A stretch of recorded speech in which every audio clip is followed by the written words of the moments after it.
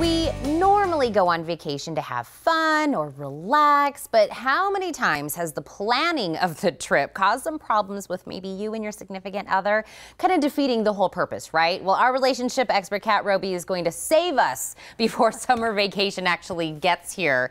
And I know others out there are saying, yeah, this time last year right was a bit of a problem. Let's maybe not recreate that this year. Yeah. Because what really is kind of making it such a challenge? Wow. Okay. Well, there's lots of coordination, right? So, I mean, you're thinking about the kids' schedules, your schedules. Maybe it involves, well, it definitely involves resources that you need for other things. You need your time to be able to do, you know, whatever projects or work that you have lined up already. Getting the kids lined up with what they're going to do for the summer, if they're going to a camp, or is your vacation going to be something for everyone in the family? You know, it takes money. So, I mean, like all of that just, you know, there's like big ways of thinking about it in terms of our resources and time. Money and time are two huge stressors for people. Even though this is a really fun thing that they're planning, you know, it's like, how are all of these people that are involved, whether it's the entire family, a couple, whatever it looks like, how are they going to get what they need out of this vacation when all of their resources are being used? It's all of the family money and time. And so, yeah, it can get a little bit crazy, and making sure that everyone gets kind of what they want out of the experience of the summer. Is it good to maybe go in with some, I guess, like pre-planning or some ground rules, I guess, on how to navigate through all of that? Because you're right, budget, time, where are we even going to go? It all is sneakily going to make us argue somehow.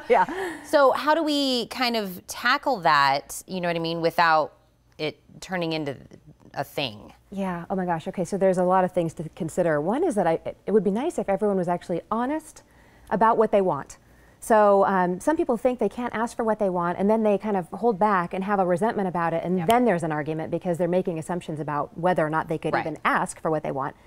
Sometimes the amount of time that you have available as a family will help you make some of the decisions, right? So if you have 3 days, a trip to Europe may not be the best idea, but you know, maybe doing something closer to home, or you know, maybe having a discussion about whether family time is going to be about seeing extended family. That might be the only time that you have to go visit grandparents or aunts and uncles, and that might not be what your partner is wanting. So I think being honest and having honest communication about it is at least a lead into being able to deal with some of those more solid features that will help to decide whether it's money or time. You know, and sometimes you can incorporate a lot of things. Like if someone says, I really want a relaxing trip. You know, I don't want to be running around sightseeing all the time. Well, maybe the other person does, so maybe you go to a place where you can do a day or two of that, but then you can relax for a couple of days doing something by a lake or a beach or whatever that looks like for that person. You know, so you can really do so much more if people are being upfront about what they really would like. And that's me and my husband. He's the lay on the beach, I'm on vacation to not do anything. And I'm like, I want to go here and there and see this and eat that and everything. So we do the same. I think balance and compromise, I guess, is good words to go into it thinking about. Because in reality, can we make everybody happy? Not 100%. I mean, everybody's going to have a little portion, hopefully, of something that they want. But, you know, the other thing I like about this is try to have the conversation all the time. Have dream conversations about places you'd love to visit or things that you'd love to do, whether it's as a family, as an individual, as a couple, so that, you know, in the future, for this particular 5-day stint, we're going to be able to do X, Y, Z. But in the future, you can start thinking about what would it look like if we did this kind of trip, or we had this amount of time with family, or we went to this national park, or we went to Europe, you know. All of those things, I think that that's not only great for planning purposes, but it's great for families to get to know each other and really appreciate what each of them likes, because within a family, everyone could be completely different.